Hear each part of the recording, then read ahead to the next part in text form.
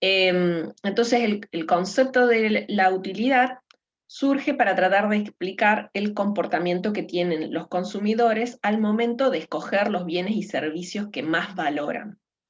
Entonces, ¿cómo explicamos por qué un consumidor prefiere determinados bienes a un conjunto de determinados bienes a otro conjunto de bienes?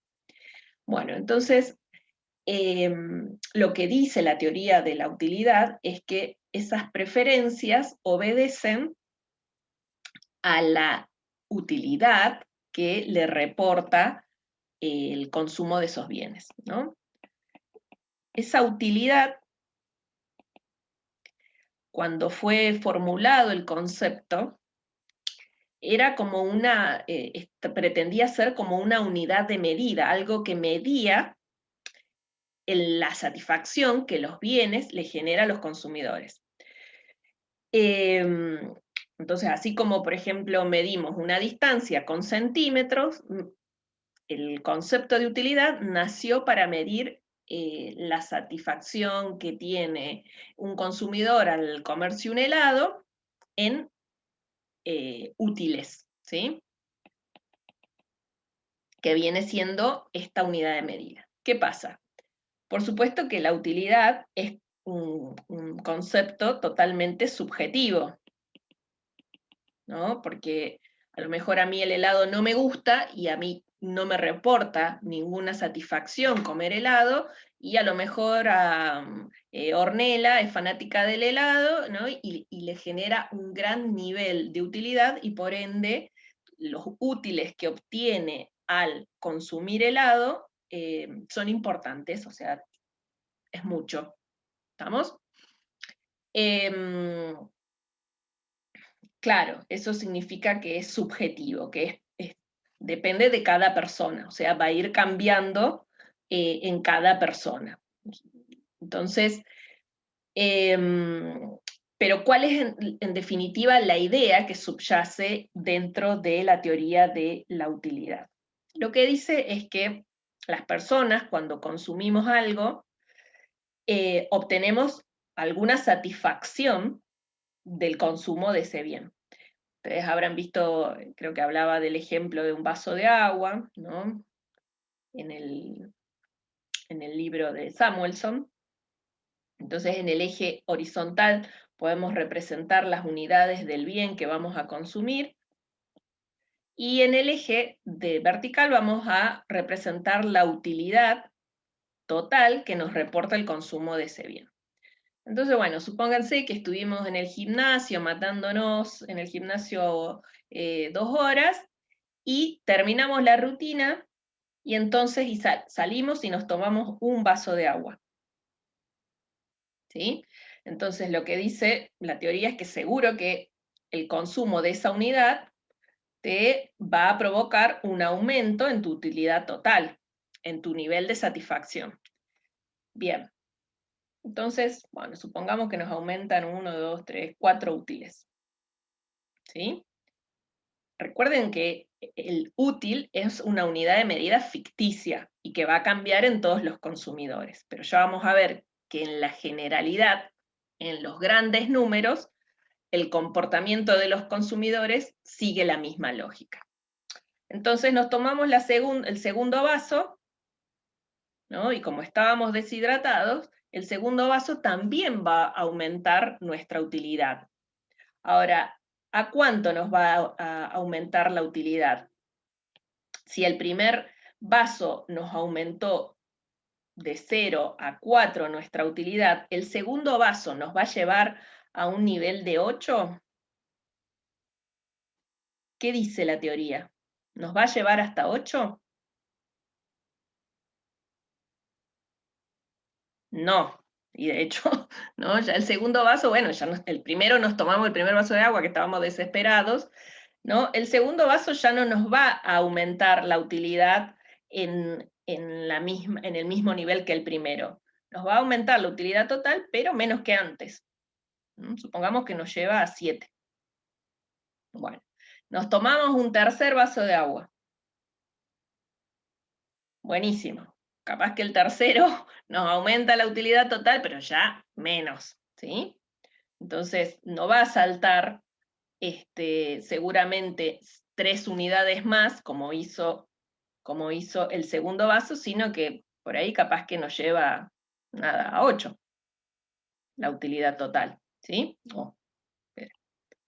Entonces, ¿qué es lo que estamos viendo? Que en definitiva, ¿no? La utilidad total aumenta, sí, está aumentando, cada vez aumenta más, pero lo hace a una tasa decreciente, ¿sí?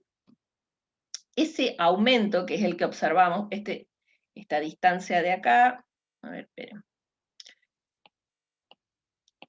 Esta distancia de acá, ¿no? Es el aumento que nos generó, el aumento en la utilidad total que nos genera el primer vaso. Después,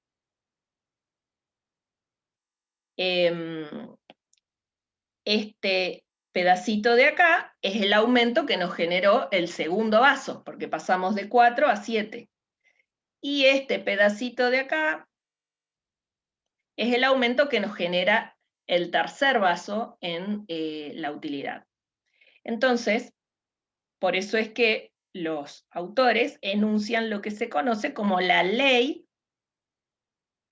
de utilidad marginal decreciente. De utilidad marginal decreciente.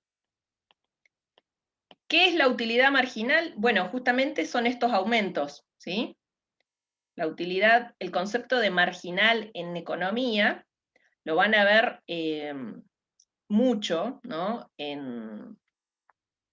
A lo largo de toda la materia, de todas las materias de economía. Entonces, la utilidad marginal es cuánto crece, vamos a poner acá, utilidad marginal, es cuánto crece la utilidad total, ¿no? La total, por cada aumento unitario que experimente en este caso el bien, ¿sí? La cantidad que aumente el bien en cuestión. Entonces, ¿qué es lo que estamos observando? Y lo que estamos observando es que la utilidad marginal es decreciente.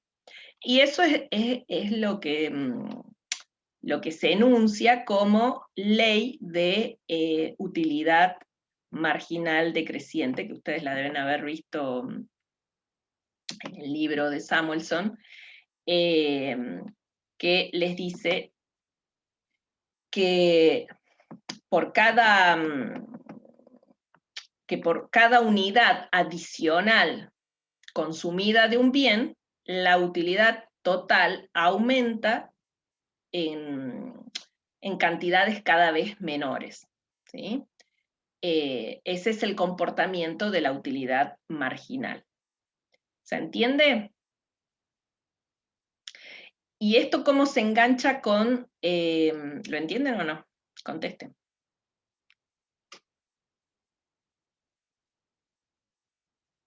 Bien. ¿Y esto cómo se engancha con la demanda? Y porque si yo, a medida que voy consumiendo de un bien, el nivel de satisfacción que me reporta esas unidades adicionales son sucesivamente menores, ¿qué va a pasar con mi disponibilidad a pagar por ese bien? O sea, ¿cómo va a ser, cuánto estaría dispuesto a pagar sucesivamente por ese bien?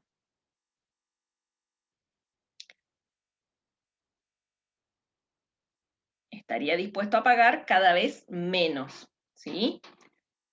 Entonces, la disponibilidad a pagar de los consumidores a medida de que las cantidades comienzan a ser satisfechas, está dispuesto a pagar cada vez menos, ¿sí? De esa manera se relaciona el concepto de utilidad con el concepto de demanda, porque en definitiva, la utilidad es lo que explica el valor que le damos a los bienes. ¿Y cuál es el valor que le damos a los bienes? Y el precio de dichos bienes. Bueno, las personas que por ahí quieran preguntar, activen el micrófono y pregunten, ¿sí? ¿Y por qué es decreciente? ¿Por qué es decreciente la utilidad marginal, Agustina? A ver. ¿Por qué dijimos que el primer vaso hace que tu utilidad total, que es lo que teníamos representado acá en el primer eje, pegue un salto importante? ¿Qué salto? Y pasa de 0 a 4, ¿sí? Esta distancia. Pero ya el segundo, no salta en 4, salta en menos. De hecho, esta distancia de acá esta vale 4, esta distancia de acá vale 3, y esta distancia de acá vale 1. Entonces, ¿qué es lo que está pasando ahí? ¿Qué es lo que le pasa al consumidor?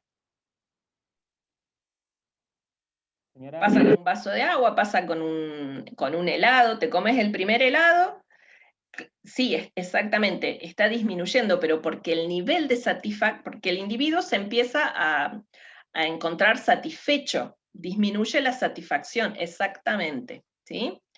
Por eso es que a medida que el consumidor va consumiendo unidades adicionales, su utilidad total aumenta. Sí, aumenta, porque lo estamos viendo acá, es este comportamiento. Está aumentando, pero marginalmente, o sea, el incremento que se observa de un salto a otro es cada vez más chiquito, ¿sí? Eso ocurre porque el nivel de satisfacción tiene un límite, y de hecho, por ahí capaz que si te tomas un vaso más, te sentís descompuesto, y entonces ahí tu utilidad total puede disminuir, ¿sí? Te comes el primer helado, te comes el segundo helado, te comes el tercer helado, y el cuarto helado capaz que te enferma, y entonces en realidad ahí tu utilidad total se ve disminuida, ¿sí? Y eso implicaría, por otro lado, que la utilidad marginal es negativa. ¿Sí? ¿Ahí se entendió? Bien. Ahora, esto está visto desde el punto de un consumidor. Lo que decimos, bueno, a lo mejor este es el comportamiento que tengo yo al comer helados, ¿no? Es como se comporta mi utilidad al comer helados, pero si dibujamos el de Agustín, a lo mejor el comportamiento de él, la utilidad total de él, capaz que aumenta, y en el segundo comienza a disminuir, porque no es muy fan de los helados, ¿sí? Como dijimos, cada individuo va a tener su subjetividad asociada a sus propias preferencias. Y entonces aquí viene la ley de los grandes números. Individualmente somos impredecibles, ¿sí? O sea, ¿cómo voy a reaccionar yo ante el consumo de los helados? No lo vas a poder predecir vos, ¿sí? Pero en el conjunto, si miramos a todos los consumidores, se cumple la ley de utilidad marginal decreciente seguro, ¿sí? Se verifica seguro.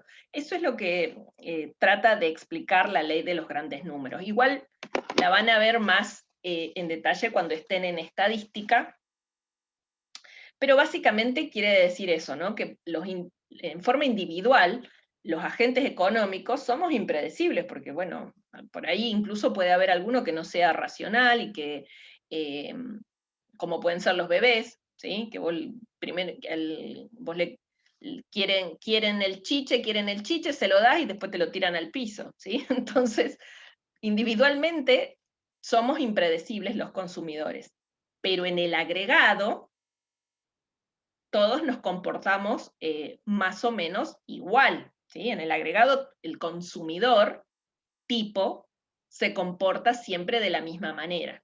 Por ejemplo, eso puede significar que cuando sube el precio del bien, están dispuestos a comprar menos. O, ¿qué más? Que siempre más es preferible a menos, ¿sí? Esas son afirmaciones que van a ser siempre válidas para el conjunto, que no necesariamente la vamos a observar en todos y cada uno de los individuos, ¿sí? Pero si nosotros observamos al colectivo, estas leyes se observan, se cumplen, se verifican. Eso es lo que quiere decir la ley de los grandes números.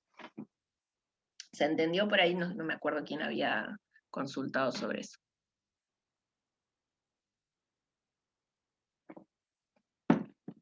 Bueno, ¿alguna otra inquietud?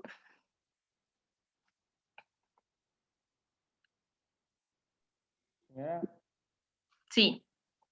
yo empecé leyendo Mankiw. ¿Me sirve o tengo que empezar a leer Samuelson? O sea, igual de Mankiw voy leyendo poquito. No, en realidad el tema este, por ejemplo, de utilidad estaba, a mí me pareció que estaba bien explicado en Samuelson. Él lo explica en el libro que tienen ustedes, me parece que está en la página 83, por ahí. ¿Sí? Yo lo que les recomiendo es ir saltando, usar el programa como base de trabajo y entonces ir saltando de un autor a otro y viendo más o menos quién lo explica más claro. Es lo que haría yo.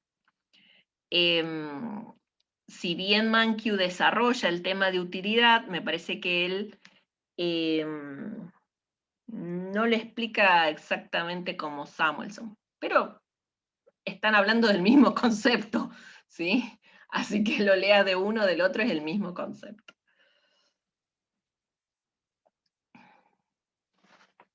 Voy a pausar esto hasta que busquen. Bueno, entonces la demanda. La demanda representa el comportamiento del consumidor frente a la adquisición de los bienes que consume. Por ahí es importante distinguir que ese comportamiento se manifiesta en una institución económica que se denomina mercado. En el mercado concurren dos grandes fuerzas. Van los consumidores o demandantes, por un lado, y los productores u oferentes por el otro. Entonces, los consumidores en su conjunto van a determinar lo que es la demanda del mercado y los productores en su conjunto van a determinar lo que es la oferta en el mercado. Bueno, obviamente que los consumidores van al mercado tratando de adquirir un bien y los productores van al mercado tratando de vender un bien. Entonces, hasta ahí, perfecto. ¿Cuál va a ser el inconveniente? El inconveniente va a ser el precio del mercado. ¿Por qué? Porque lo que va a ocurrir es que los consumidores van a querer adquirir el bien al menor precio posible y los productores van a querer adquirir el bien al mayor precio posible, vender, perdón, el bien al mayor precio posible. ¿Sí? Entonces, si ustedes son consumidores, van a ir al mercado a tratar de comprarlo al menor precio posible. Van al mercado de las zapatillas y quieren comprarse un par de zapatillas al menor precio posible. Ahora, si son fabricantes de zapatillas, van a ir con las zapatillas al mercado a tratar de venderlas al mayor precio posible. Entonces, lo que hace la teoría de la demanda es tratar de explicar, bueno, ¿de qué dependen las cantidades que demandan los consumidores? ¿Sí? Entonces, ustedes van a ver, cuando lean, que las cantidades demandadas son función de el precio, que acabamos de decirlo, el precio del bien, si hablamos que estamos hablando del bien X, entonces va a depender del precio del bien X. ¿Y de qué más depende la compra de las zapatillas? ¿De qué otros factores van a influir en mi decisión de si para este año me compro un par de zapatillas o me compro 2 pares de zapatillas?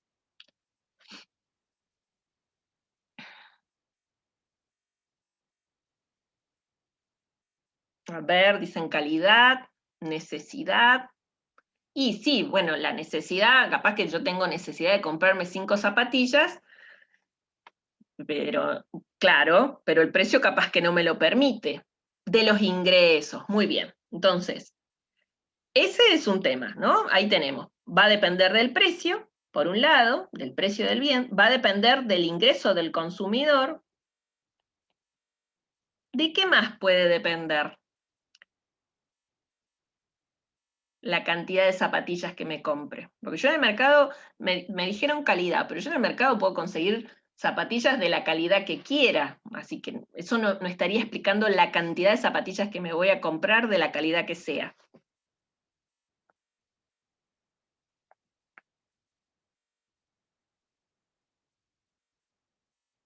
Muy bien, de los gustos o las preferencias, ¿no? Porque a lo mejor yo soy una persona formal y bueno, me compro la zapatilla porque tengo que salir a caminar un poco y bueno, no voy a ir a caminar de tacos, entonces bueno, me compro una este año. Entonces los gustos van a determinar las cantidades que terminen demandándose de zapatillas. ¿Qué otra cosa puede influir? A ver si leyeron.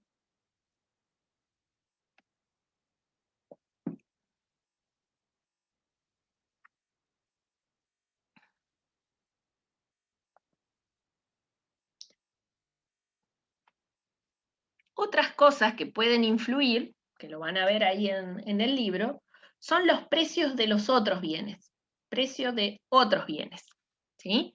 ¿Qué sé yo? Por ejemplo, si el precio de las botas este invierno están baratas, ¿no? Capaz que en lugar de comprarme zapatillas, me compro unas botas cómodas y listo. ¿Sí? Profe, consulta, ¿eso sería considerado un producto sustituto? Claro, no es un sustituto perfecto, pero bueno, me los pongo a los dos en los pies, me compro unas botas cómodas y camino, ¿sí? Entonces, es un sustituto, exactamente. ¿Estamos? A lo mejor la ropa deportiva, ¿no? Este invierno se pone recara y entonces no voy a andar de zapatillas y de traje. Bueno, ahora en realidad uno puede vestir como se le dé la gana, pero bueno, por ahí es como más forzado andar con zapatillas y trajes, ¿no? Entonces, a veces los bienes que complementan al que yo estoy comprando, el precio de los bienes que complementan al que yo estoy comprando, van a influir, ¿sí? Van a influir. Entonces, el precio de otros bienes también puede determinar, voy a poner acá, ahí está. El precio de los otros bienes también puede determinar las cantidades que se terminen comprando. Pero bueno, ¿qué pasa? Y sí, en realidad podrían inclusive haber otras cosas, ¿no? Otras cosas que influyan. Pero yo para formular una teoría económica no puedo permitir de que esté todo cambiando permanentemente, porque si todo esto me va a influir en las cantidades demandadas, no voy a poder explicar nada. Entonces, voy a agarrar y voy a decir, bueno, por ahora me voy a conformar en explicar la relación que tiene el precio con las cantidades demandadas. O sea, voy a tratar de aislar la relación que solamente hay entre el precio y las cantidades demandadas. Por cierto, ¿no? Ustedes esta expresión la verán conocida de matemática, ¿no? Donde esto es una función que me está indicando que acá hay una variable independiente, que en este caso es el precio, y una variable dependiente, que en este caso es la demanda. Profe, disculpe, ¿las otras variables las considero fijas o analizo de a una variable? Y ahí vamos, ahí vamos, ahí vamos. Entonces, la variable dependiente es la que está siendo explicada por la variable independiente, ¿sí? Eso de hecho también se la suele llamar variable explicada y variable explicativa. Acá la explicativa es el precio porque explica la cantidad demandada. Ahora, ¿cómo hago yo para aislar esta relación? Como decía la compañera, no me queda otra que agarrar y establecer un supuesto. Los supuestos son unas herramientas poderosas que se utilizan en la economía, ¿sí? Los supuestos no se someten, sí, ahora ya se corta, en todo caso nos volvemos a meter de nuevo un segundito. Los supuestos no se someten a prueba, o sea, yo no quiero probar si el supuesto es verdadero o no es verdadero. Lo que quiero probar si es verdadero o no es esta relación, ¿sí? Entonces, como yo quiero aislar la relación entre el precio y las cantidades demandadas, voy a suponer que todo lo demás permanece constante. Y a eso en el libro les va a aparecer como la cláusula ceteris paribus, que significa con todo lo demás constante, ¿sí?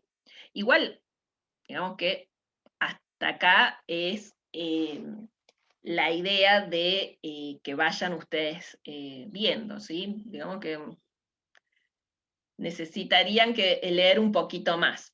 En principio, ¿no? Intuitivamente, ¿cómo va a ser la relación entre precio y cantidad demandada? Si el precio sube, ¿qué va a pasar con las cantidades demandadas?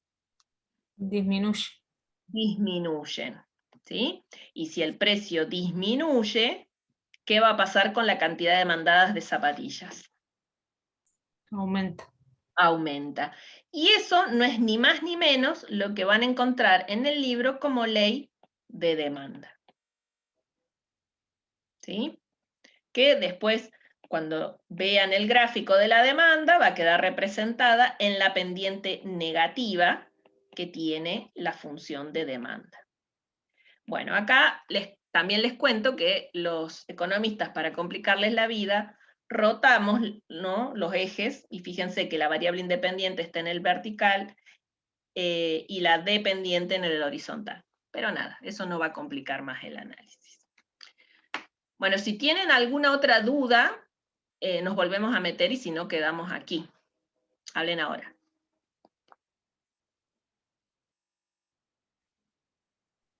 Yo tengo una duda, señora. Bueno, entonces cerramos y volvemos a entrar. Bueno. Igual es cortita, igual. Y, bueno, a ver, pero ya no se nos va a cortar igual, dale. Vio que usted dijo que había que hacer unos trabajos, o eso de cuando vayamos leyendo demanda. ¿En dónde lo encontramos? Están en el tema de materiales. Ahí se los marco en la pizarra. Ah, ok. Era esa la duda nomás. Bueno, entonces nos vemos la próxima clase. Ok, ¿Les parece? gracias. Dale, profe. Adiós. Bueno.